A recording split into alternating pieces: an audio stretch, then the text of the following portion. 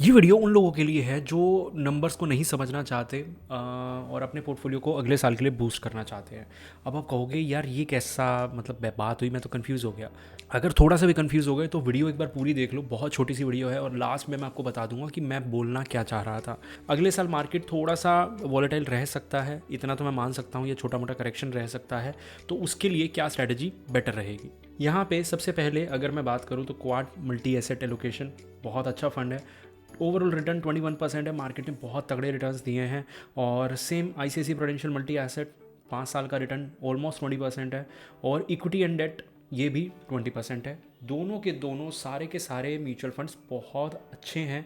और ये आपको बूस्ट कैसे दे सकते हैं, क्योंकि इनके अंदर जो डेट होगा या फिर थोड़ा सा पोर्शन बॉन्ड्स वगैरह का होगा तो वो आपके पोर्टफोलियो को गिरने कम देंगे। और इक्विटी जब मार्केट रिकवर करेगा तो वैसे भी ये एग्रेसिव हाइब्रिड है, ये मल्टी एसेट है, तो आपको बेनिफिट मिलना ही मिलना है। होपफुली आप समझ जाएंगे। ओके, अब ये हो गए 3 फंड जिन लोगों को डर लगता है कि मार्केट वॉलेटाइल रहेगा और हम इतना रिस्क नहीं लेना चाहते।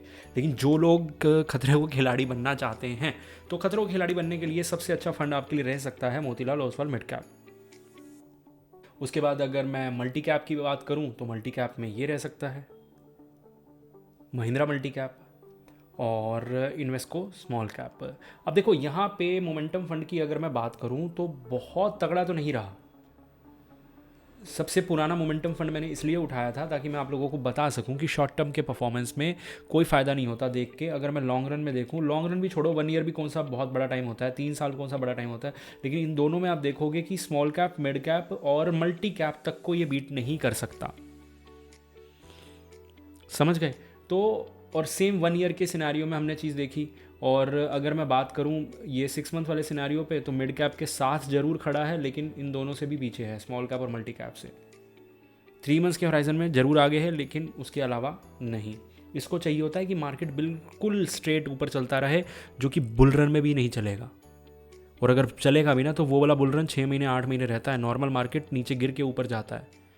इस तरह से ही हमेशा चार्ट चलते हैं, नीचे ऊपर, कभी भी स्ट्रेट लाइन नहीं दिखेगी। और ये म्यूचुअल फंड तब अच्छा काम करते हैं जितनी बड़ी स्ट्रेट लाइन होगी। तो वीडियो में आगे जाने से पहले एक छोटी सी मतलब उन लोगों के लिए जो लोग चैनल पे नए हैं या चैनल देखते हुए आए हैं, जिनको लगता है कि वो पोर्टफोलियो खुद मैनेज नहीं कर सकते, मार्केट आगे बहुत वॉलेटाइल है, रिटर्न्स कैसे निकलेंगे और कैसे पोर्टफोलियो को सेफ रखा जाएगा, तो उस चीज़ के बहुत तरीके होते हैं। अगर वो तरीके आपको नहीं पता या फिर आपको लगता है कि आपके पास इतना टाइम नहीं है कि आप नॉलेज गेन कर पाओ और अभी आप बिगनर लेवल की नॉलेज पे हो, लेकिन रिटर्न्स आपको चाहिए थोड़ा सा एक्सपर्ट लेवल के, तो आप हमारा ये नंबर यूज़ कर सकते हैं। इस पर आप अपना सिर्फ SIP अमाउंट ड्रॉप कीजिए, आपका पोर्टफोलियो हम मैनेज करेंगे और आपको टाइम टू टाइम गाइडेंस मिलती रहेगी, जिससे आप आगे अच्छे से ग्रो कर पाओगे। तो चलिए वीडियो में आगे चलते हैं वापस। और इसके अलावा अगर मैं बात करूं, मैं थोड़ा सा और सेफ जाऊं, तो यहाँ पे निप्पॉन इंडिया लार्ज कैप बहुत ज़बरदस्त फंड है। लास्ट 6 मंथ में आप देख लो, उधर 5% रिटर्न थे, 5-6%। और इसके कितने थे? 5-6 थे। और इधर -3% थे लास्ट 1 ईयर में। तो इन सब के रिटर्न पॉजिटिव रहे हैं। 3 मंथ्स के रिटर्न्स बहुत ज़बरदस्त रहे हैं। ठीक है, 6 मंथ के बहुत अच्छे रहे हैं निप्पॉन इंडिया लार्ज कैप और DSP। सेम ये चीज़ है, थोड़ा सा अगर और एग्रेसिव जाना चाहो तो।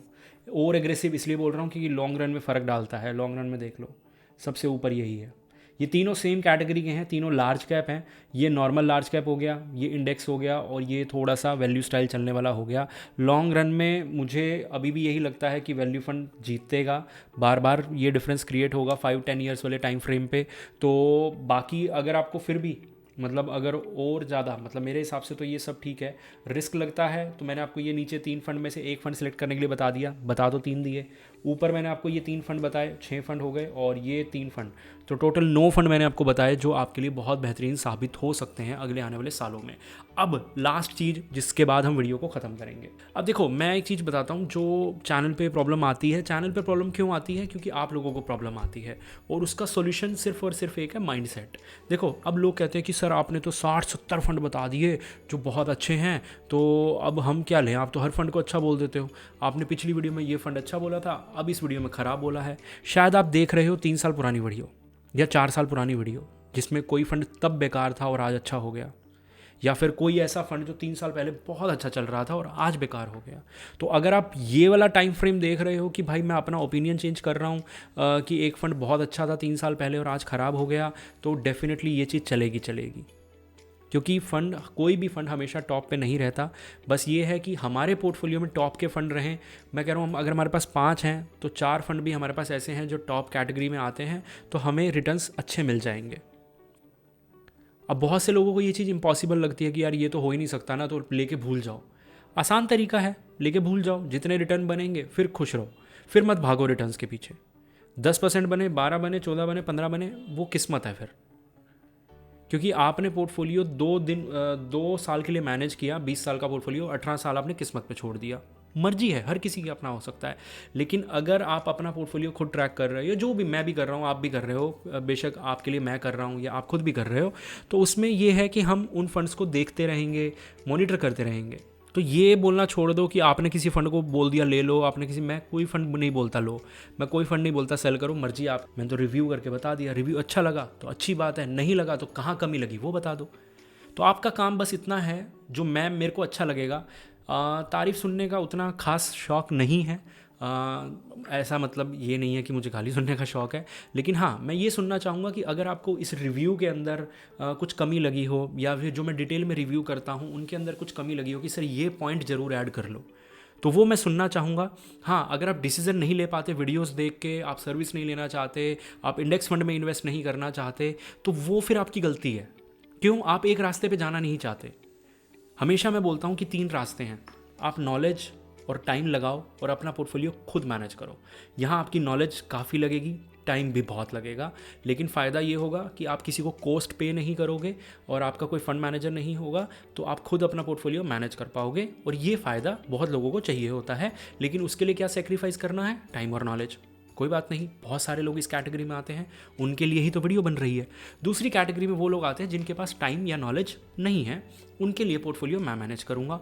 अब ये दोनों सिनारियो जिसमें आप खुद कर रहे हैं और जिसमें मैं कर रहा हूँ, दोनों में रिटर्न्स बन सकते हैं। ठीक है, अब आपको लगता है कि मैं रिटर्न्स ज़्यादा बना सकता हूँ तो आप मेरे पास आ जाओगे, आपको लगता है आप खुद बना सकते हो तो आप खुद बनाओगे। थर्ड पोर्शन यहाँ पे आ जाता है इंडेक्स फंड का। इंडेक्स फंड में क्या होता है कि आपने या तो कोई एक्टिव फंड लेके छोड़ दिए या फिर इंडेक्स इन्वेस्टमेंट कर दी, जिससे आपको कोई टेंशन नहीं है। यहाँ पे रिटर्न कंप्रोमाइज़ होंगे, लेकिन प्रॉब्लम क्या हो रहती है, लोग क्या चाहते हैं कि हमें रिटर्न्स तो मिल जाएं एडवाइजरी वाले, हमें टाइम भी ना देना पड़े, और टेंशन भी ऐसी हो कि इंडेक्स फंड जितनी टेंशन हो। तो मतलब तीनों चीज़ों के फ़ायदे आप चाहते हैं कि आपको मिल जाएं और तीनों चीज़ों की जो कमियां हैं वो ना मिलें। तो ऐसा कैटेगरी में अगर 10% लोग आते हैं तो वो चीज़ नहीं हो पाएगी। आपको कहीं ना कहीं कुछ ना कुछ कंप्रोमाइज़ करना पड़ेगा, और उस कंप्रोमाइज़ के बदले आपको जो बेनिफिट्स मिल रहे हैं वो मिलेंगे। अगर आपको लगता है मैं एक वीडियो बना दूंगा जिसमें मैं आपको 5 फंड बता दूंगा और आपका जीवन सुधर जाएगा और 20 साल निकल जाएंगे, ऐसा कोई भी नहीं कर सकता। होपफुली आप समझ गए होंगे। मिलते हैं अगले वीडियो।